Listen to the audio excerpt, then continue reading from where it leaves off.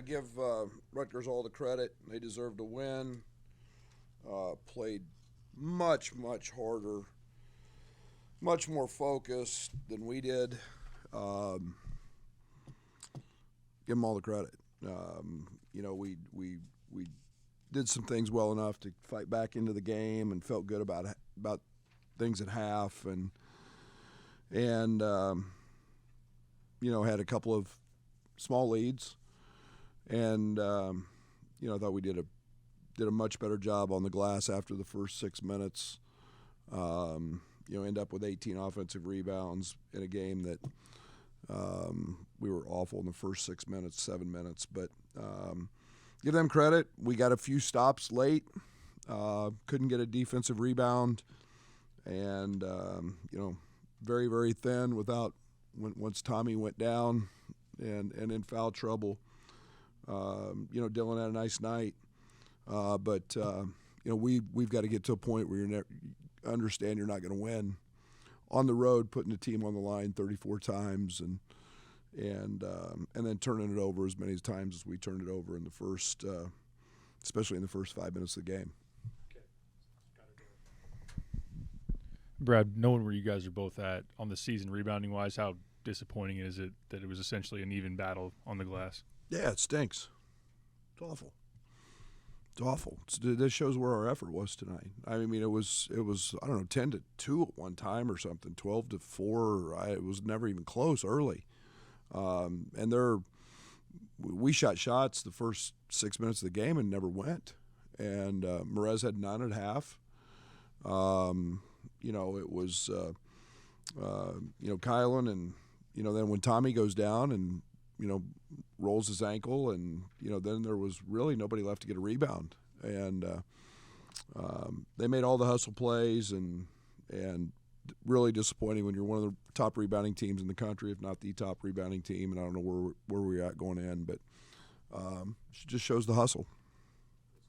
There's a shift offensively in the second half.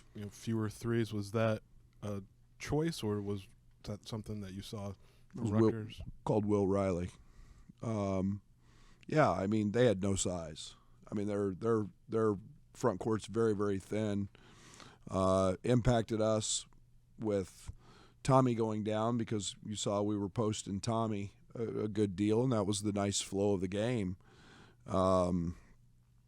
But they go really, really small. They don't have much up front in terms of size, and beyond Lathan. But we just couldn't take advantage of it, and we got to the rim a few times, and then we missed some opportunities. But part of that is their defense.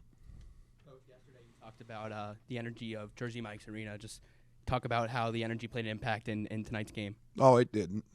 I mean, it's a good environment. I've been in here many years where it was much better than that. I thought that, we go play, other than a few of the fans, behind us that were screaming. That's pretty cool. I kind of like that, say nice things to me. But it's just it doesn't have anything to do with the impact of the game. For the most part, comes and goes.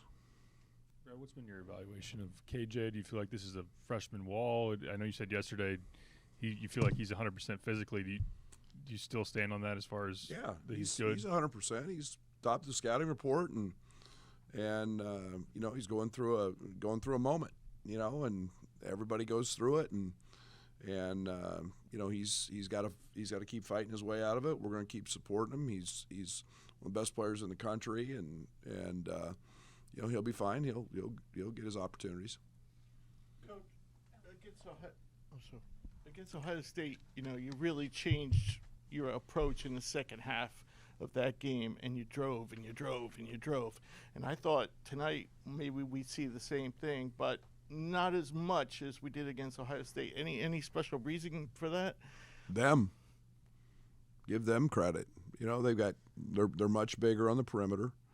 They did a nice job. It was, and again, it was a little more the second half, trying to go to the paint a little bit. But I thought they did a good job. We turned it over so many times the first half that, and especially early.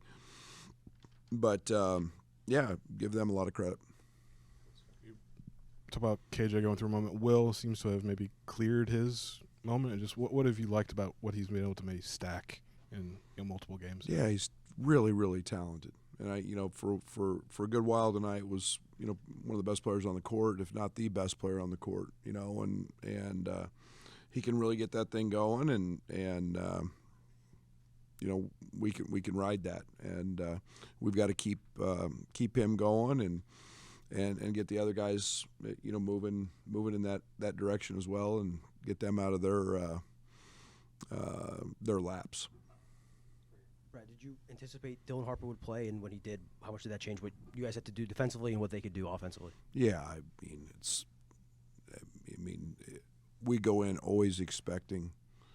It was no surprise from that standpoint. I thought that we might see a little more of Acuff because he was coming off a pretty good game, but obviously Dylan's their guy and they're riding with that. But I thought we fought him in the first half, and then I thought the second half he did a nice job of especially getting fouled. Back there, and then this will be our last one after these two. Coach, I know it boils down to a loss at the end of the day, but looking big picture, the ability to come back from down 17 from that slow start early, what positives can you take in terms of the resiliency of this team going forward? Yeah, a lot of those. I mean, and that's who we've been. We've been a team with a ton of spurts. Our last game against Ohio State, I think we had 2 or 3 10-0 spurts. We ended the game on a 15-0 spurt. We've got to quit making defensive mistakes, and we made so many of them tonight that it was just mind-numbing to me because that's been our bread and butter. We've been a top 15 defense all year, and tonight the mistakes we made on shooters and and the fouls, those are things we have not done. So it's nice to see that, but again, against a good team, you can't commit fouls. We committed ridiculous amount of fouls, and that's part of playing good defense. So our spurtability is good when we don't turn it over, and our mental focus has got to be better so we don't foul. Coach, I know he didn't have huge numbers tonight, but Morez, throughout the season, I've been absolutely impressed with his energy and fight. Could you talk about his development a little bit? Yeah, he's been spectacular. I mean, he's been one of the best freshmen in the country. He's been one of the best ones in the league. He's had a double-double in the first half the other night. Unfortunately, he has fought foul trouble. And that's one of the things we got to help him with. I was a little concerned tonight because he picked up one early, and we had to play without him at Nebraska because he picked up a second right behind it. So I subbed him early, and that's just one of the things that we've got to continue to help him grow with. But he's been dominant on both ends at times. So we're excited about him and his future.